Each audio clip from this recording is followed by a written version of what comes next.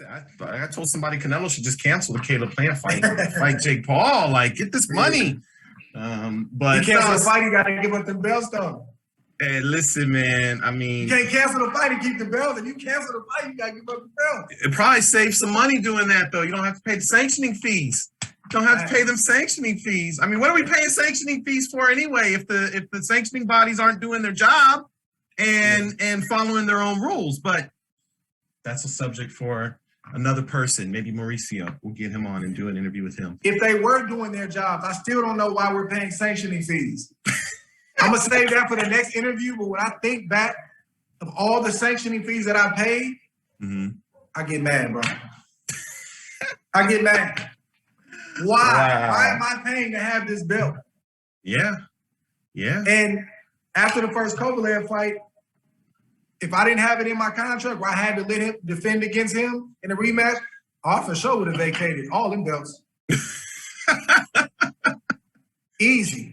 Keep that money, right? Because it's expensive. It's expensive, sanctioning fees. They're not cheap. Bro, it's 3% per belt. Wow.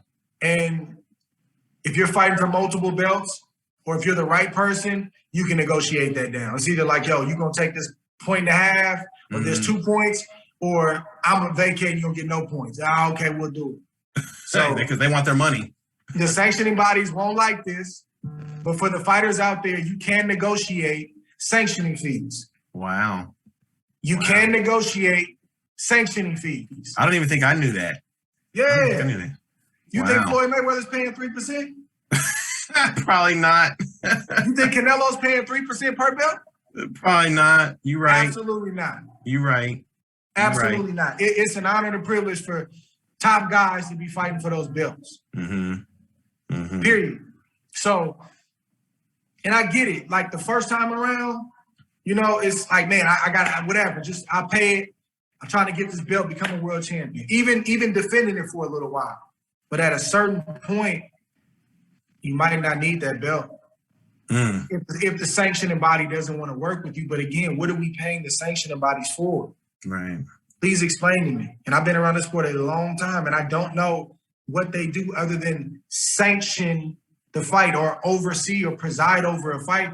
Well, I don't need you to preside over this fight. This fight is going to do business and do what it does regardless. And I get it. Some people need the belt. That's true. Some people, their calling card is a belt, and they don't have the luxury to vacate. But those that do, you got to really think about that because you're giving away money that you're going to need when your career's over. Yeah. I'm talking 6 figures. So when you start making 7 figures and above, even if you make a 6 figure, but just say 7 figures and above, do the math. Wow. 3%. And then you get multiple belts, 6%. You got 3 belts, 9%. Wow. So you're almost giving a managerial or an advisor fee to a sanction body or multiple sanction bodies when you're fighting for multiple belts. Wow. They're not going to like this, but it needs to be said, bro. Well, I mean, they're just making up belts left and right. I think they just made up a new belt for the Canelo-Caleb Plant fight. Like, how do they do this? How do they just make up belts and give them out? Well, you know, boxing, man, the thing about boxing is it's an old sport. And you know, it's got a lot of old mentalities.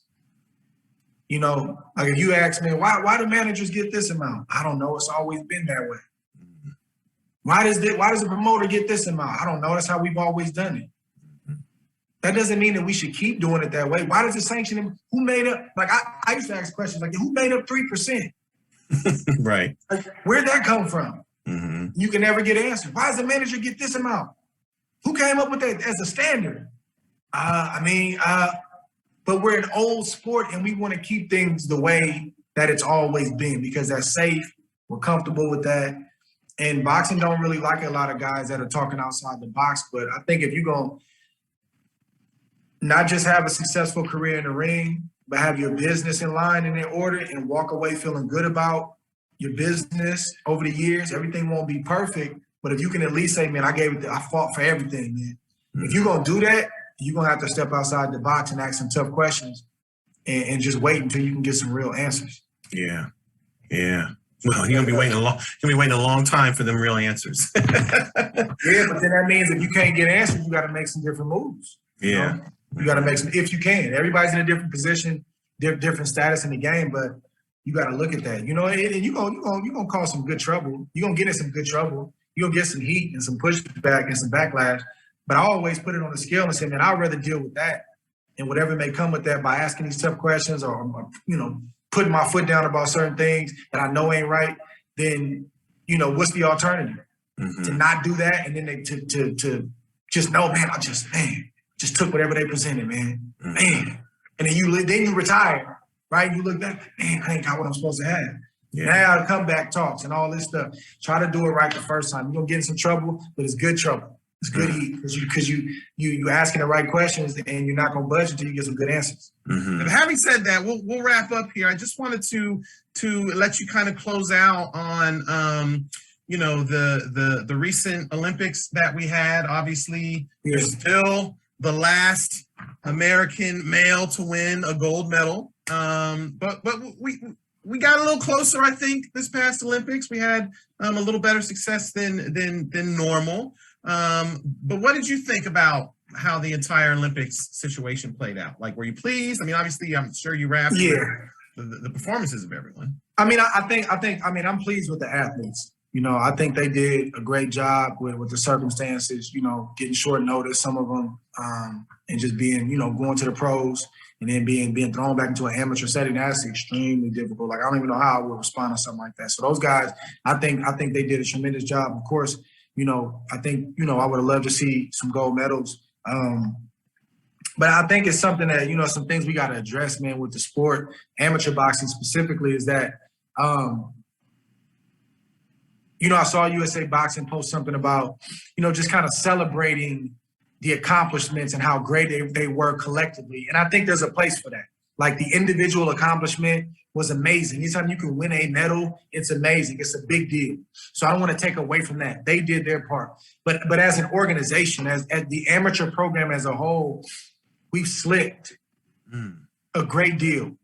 And I've said this many times before, we've gone from being feared on the international scene, having a great deal of respect, to I don't know if we're feared or respected at this point. I think people have a general respect, but you got to realize, like, on the world scene, a lot of countries don't like us. They just don't. And, you know, they look at us like we're spoiled and we got all this stuff and all these luxuries. And a lot of times they beat us with discipline and hard work. And I'm not just talking about in the ring, with the preparation, right? The individuals that are over their program, they make sure they got the best coaches and they make sure they got the best of what they need. And again, a country like Cuba or whatever, they don't have certain resources. But what I'm trying to say is, it's time for USA Boxing to revamp some things. Don't want to take nothing away from the coaching staff that just put, you know, their best effort forward. But we have to raise the bar and raise the standard, period. Like, we're celebrating not getting gold medals now instead of celebrating getting gold medals now. There's no reason I should be the last Olympic male gold medalist since 2000. Like, by the time the next Olympics come, it'll be 2 decades. Wow. That's a problem. Yeah. And I know for me, when I speak to some of the fighters who have gone through the program, I think one of the big things that USA Boxing misses out on is that they don't pull on their database of fighters who have gone through the program. They don't pull on the alumni.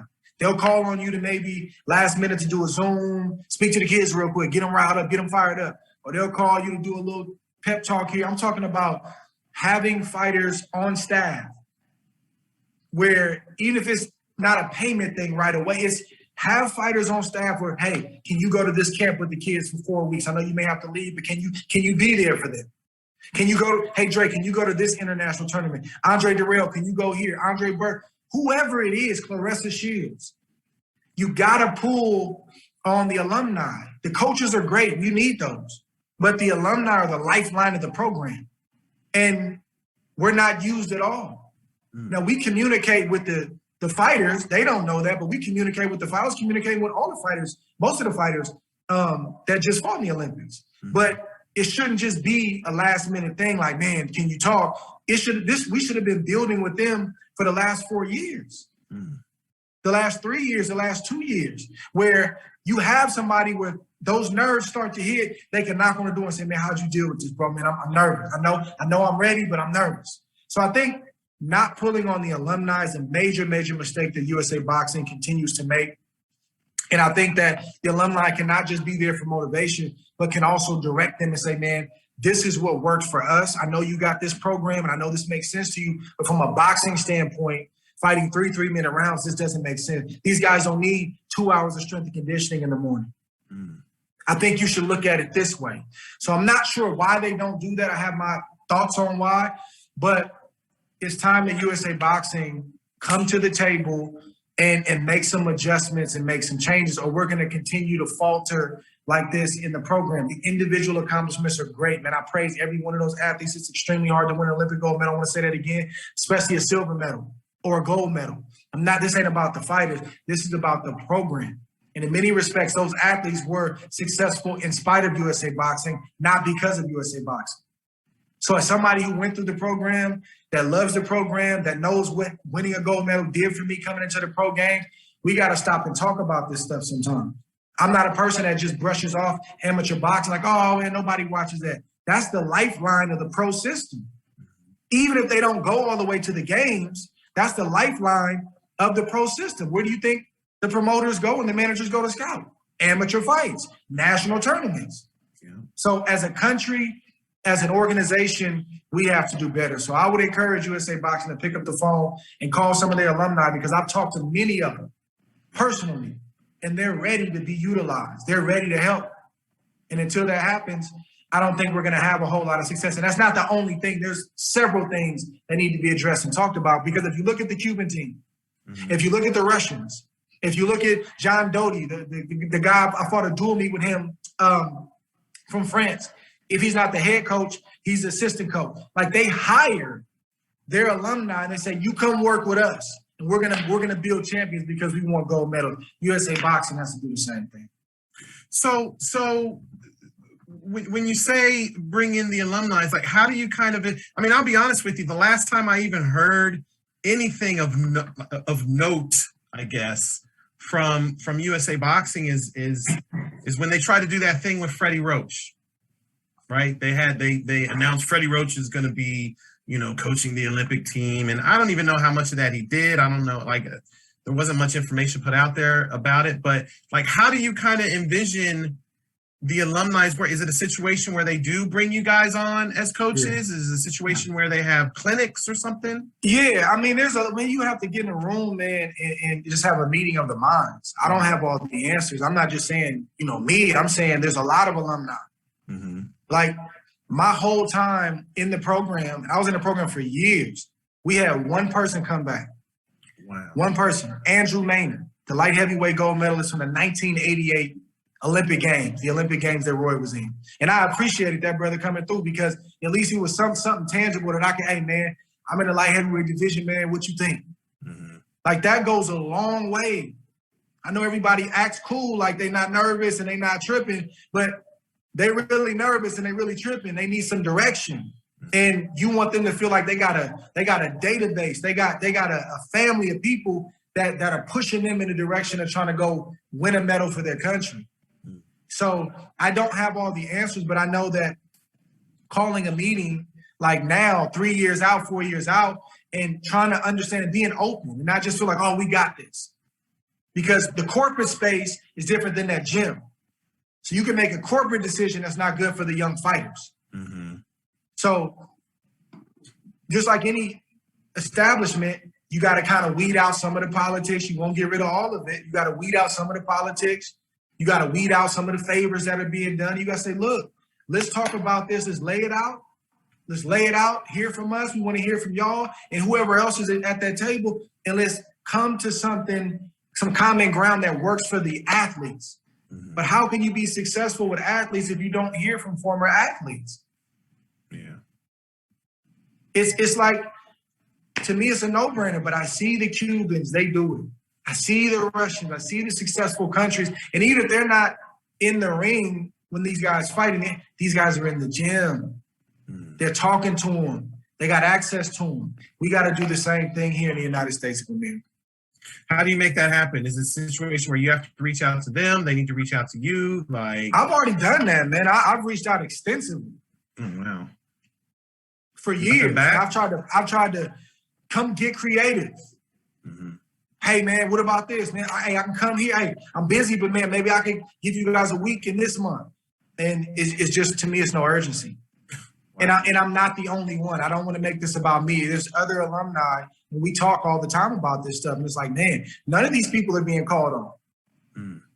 None of these people are being called on. So, and you don't have to have gone to the Olympics or have won a medal to be of some help to these youngsters. You got people who won national champ. I can name 10 people right now that used to fight with us. We were in the same class, and they didn't go to the Olympics, but they're coaches now in their home states. Mm-hmm.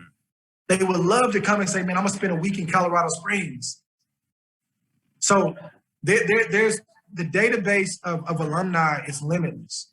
But for whatever reason, they don't pull on us. And I think that's a major problem. And you know, I think that's one reason why we're not successful. One, not all, but one reason why we don't win the medals we're supposed to. And I think we've lowered the bar and lowered the standard. Hey, man, we're just happy to touch a medal. When I think the standard should be gold. And if you fall short, you fall short. But the standard should be gold, because that's the standard for every other country, or most other countries. Yeah, that's crazy. It's crazy to even hear about some of this, because, you know, I mean, amateur, it doesn't get as much attention, obviously. So sometimes some of that info just falls through the cracks, like you don't even realize. But then it does when you get into those medal rounds, though. Right, right. When you can win it, especially that gold medal fight. Mm-hmm. You get into the realm where you can win a bronze, silver, or gold. All of a sudden, people wake up and they want to pay attention now. Yeah, that's funny. That's exactly how that's how Twitter was. That's how Twitter was. Is all these guys were competing. Once they got into the medal rounds, everyone was, oh, good luck this person, good luck that person. I was like, wow, like, where were y'all a couple months ago? Right? Where were y'all at? It's just part of the game, man. But I think we can bring back some glory, man, and even but encourage some of these fighters to want to stay amateur and not turn pro, because they see it's a good thing going on. I want to be a part of this. Yeah.